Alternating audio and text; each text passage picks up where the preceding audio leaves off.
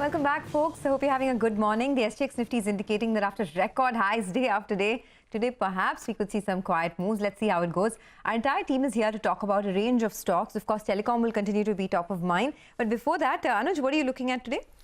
Sonia, I'm watching out for the Bank Nifty today. Just want to see if breakout that we had in second half could sustain.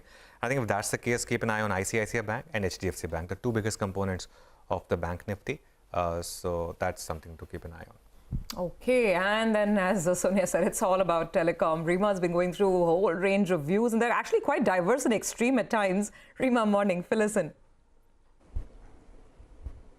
Thanks so much for that. Let me start off by telling you the kind of relief analysts estimate for the telecom players. So for Vodafone Idea, we're talking about an annual cash flow relief of about 24,000 crore rupees, while for Bharti Airtel, it is estimated at 11,000 crore rupees, which makes the cash flow relief fairly substantial. And remember, they have a 4-year period, and 4 years of a moratorium is a fairly long period for the industry to correct itself, undertake the price increases which is needed. And according to analysts, that now there is no urgency to go ahead, with the price increase in the next 1 month, 2 months. The price increases can be gradual, calibrated, and that would make it far more sustainable. Now, according to CLSA, with these measures which have been announced, India Mobile will remain a 3 private player market. But IIFL believes that after FY26, the interest component that Vodafone Idea will have to bear will actually be quite high, and therefore it may choose to convert their interest due into government equity, which eventually paves the way for Vodafone Idea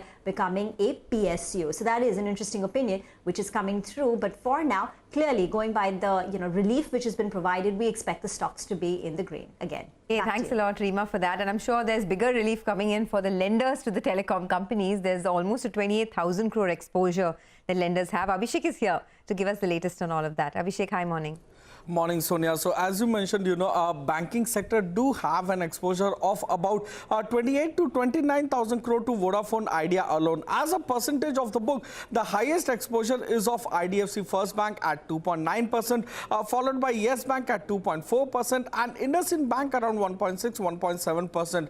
However, in absolute value, the highest exposure is of SBI, standing at close to 11,000 crore, followed by Yes Bank at 4,000 crore, and then IndusInd Bank at 3,500 crores. So keep on radar Yes Bank and IndusInd Bank, as they have the highest exposure both in absolute value as well as percentage of the loan book. Back to you. Okay, thanks a lot for that. So of course those stocks could be in the green today as well. But Anuj, Bharti is a stock that has rallied quite a bit, and the news flow is out there, and you've been talking about it as well. From here on, how does one approach it? Sonia, for Bharti, it's a 12-year breakout, and things tend to follow. When the prices normally happen, the rallies happen, and then news follows. That's why it's important to notice some of these breakouts. But and look how things change, right? I mean, if no relief had come, for example, analysts would have said it's now a confirmed duopoly, so Bharti will rally. Now they're saying that okay, this is a 3-player market, so the price hikes will happen more gradually, and it's positive. So you'll put everything in a positive way once things start to happen for the sector. But I think what happened yesterday, I think is a really big positive, and I think it's clearly the as Rima said, 4 year I think is a long time. For in 4 years, a lot of issues can be resolved, and we need nobody needs a duopoly, because a duopoly is in no one's interest beyond a point. So it's good to have. I don't know if Vodafone Idea will be a strong third player. I hope it is, but it's good. But the fact that telecom is now in some kind of structural bull run. Look, I mean, all these new age companies like Nazara, whatever you may, for everything, what is the key data? What's the key internal? It's data. Who's providing that? The telecom companies. So at the end of the day, I think ARPOs in India, almost everyone is using it. You would go into a lift, the liftman is using it. You will go anywhere. Your driver is taking a bit of a break, he's using it. So everyone is consuming data. As Mukesh Ambani had said long back, data is the new oil, right? So I think the structural uptrend is intact. It will be interesting to see how Vodafone Idea evolves now after this kind of relief that they've got. Okay, so let's see. But you know what? Let's talk about the other set of stocks which was also in news yesterday. The PLI scheme on autos.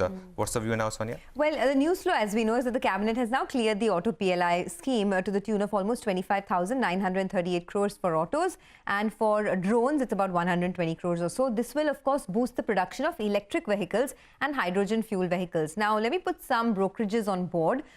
Citi says that the change in the PLI scheme accentuates the government's focus on electrification of vehicles. However, it's disappointing for those companies who are planning capacity expansion in ICE engine vehicles. So, these traditional OEM makers could be under pressure, but it could result in the existing OEMs further investing in electric vehicles, and we might see global electric vehicle or OEM part makers invest in India.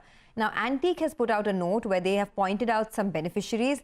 They say that the faster transition from ICE to electric vehicles is negative for traditional OEMs, but the ones who benefit are names like Tata Motors, that has the most credible plans to grow electric vehicle sales and has established their market share. They're the #1 player in the passenger vehicle market in electric vehicles with the Tata Nexon and the new Tigor as well.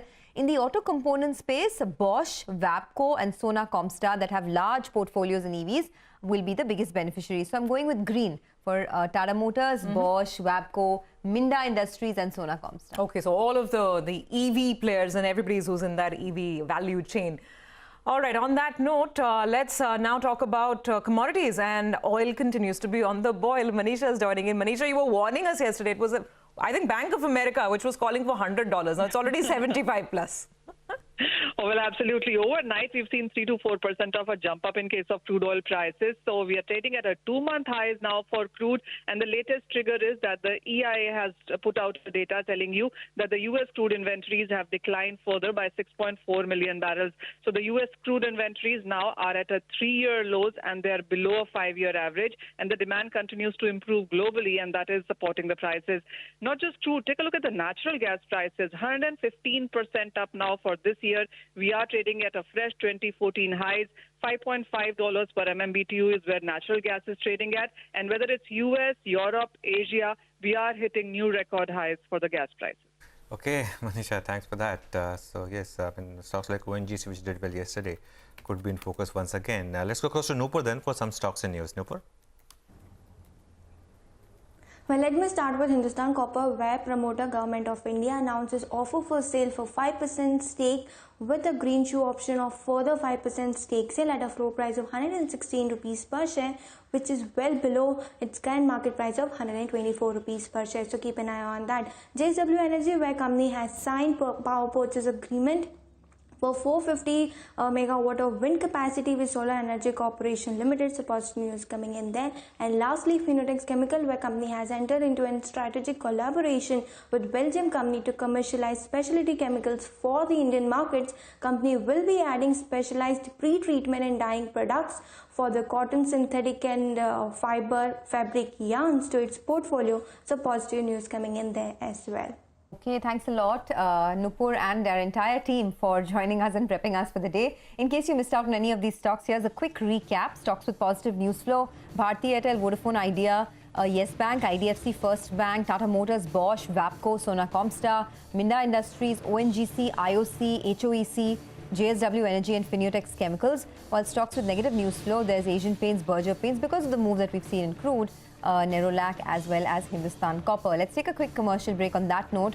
But there's so much to talk about on the other side. Deepak Shenoy, the founder of Capital Mind, will join in for some stock talk. We will also connect with Sunil Bora, the Group CFO of Minda Industries, and Manish Bhatnagar, the MD of SKF India, as the government has cleared the 26,000 crore rupee PLI scheme for the auto sector. Let's find out the impact on the other side.